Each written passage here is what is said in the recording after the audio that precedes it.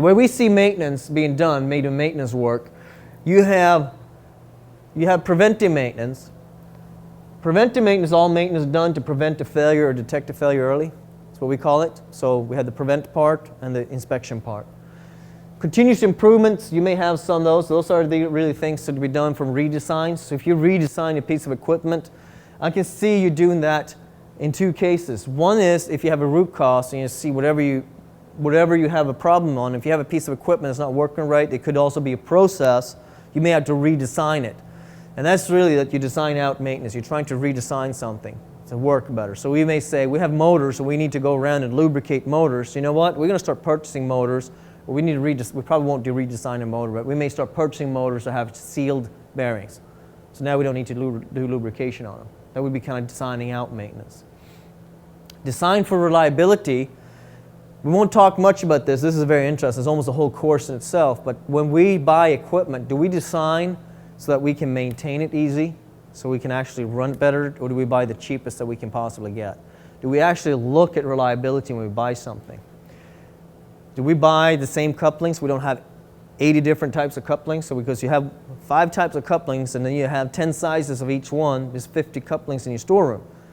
Why don't we just say, look, we're going to have 2 couplings. We're going to have gear couplings and we're going to have Actraflex couplings. That's it. Or if it's an Omega coupling and this, we'd stay with 2 sorts. We'd reduce our storeroom inventory.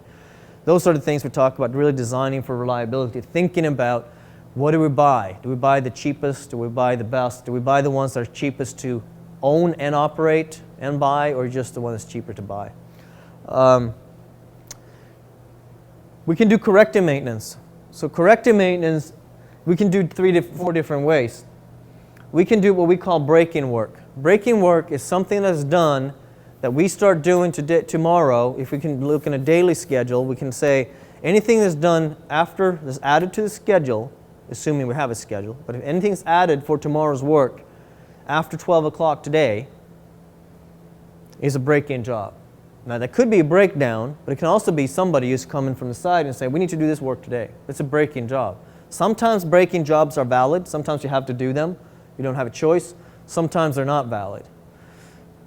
You follow me with that? So that's the priority 1, break-in job. Doesn't matter if it's a breakdown or not. The reason for that is different. We have to analyze that, and that's important.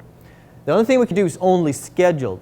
Most people I work with, we do scheduled work. So we're trying to, the week before, and saying, okay, you're going to do this job, you're going to do that, you're going to do this. We're trying to get kind of some type of daily or weekly schedule together and say, these are the work orders we're going to do the next few days.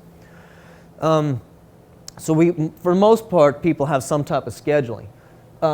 We have some work that's only planned, meaning we plan the work, we get the tools, materials, we get all the work instructions, and everything is ready to go, but we don't know when to do it because we can't inspect it. So we know we're going to have something that's going to run to a breakdown, but we don't know when that breakdown is going to happen. I can't inspect it. Some electronics are like that. What you may want to do is kit and stage and say, okay, when this happens, at least I have the parts and tools and everything ready to go, so I can do this job quicker. Sometimes we don't have an option, and we'll go through that in a second. And of course, if we can, we want to have it both planned and scheduled. That's really what we want to do. So if we take a typical, very simple job, let's say we have a leaking packing. So if we actually do an inspection and we go an inspection route and we found that leaking packing, if we want to really draw it to the nth degree here, finding the packing leak would be actually an inspection, condition monitoring, preventive maintenance. Tightening it up and fixing it, if that's what fixes it, that would actually be corrective action. Now, you wouldn't divide that up into 2 work orders, obviously. But if you want to look at the progression. Vibration analysis, if we find a bearing that's actually having a high vibration, that would be my preventive maintenance. Now, changing that bearing out, that would be a corrective maintenance. What a lot of people are saying, we should have as high preventive maintenance as possible. We should measure how much % of our work is preventive maintenance. And the higher, the better. With using our definitions, that's not quite true. Because a lot of people include the change of the bearing as a preventive maintenance. That's not a preventive maintenance. What it is a planned and scheduled work order. It's corrective because we're changing it out. But it's a planned and scheduled we're striving for in the corrective action. Some people use different definitions. I just want to say what we use so you see where we're coming from when we talk about preventive maintenance.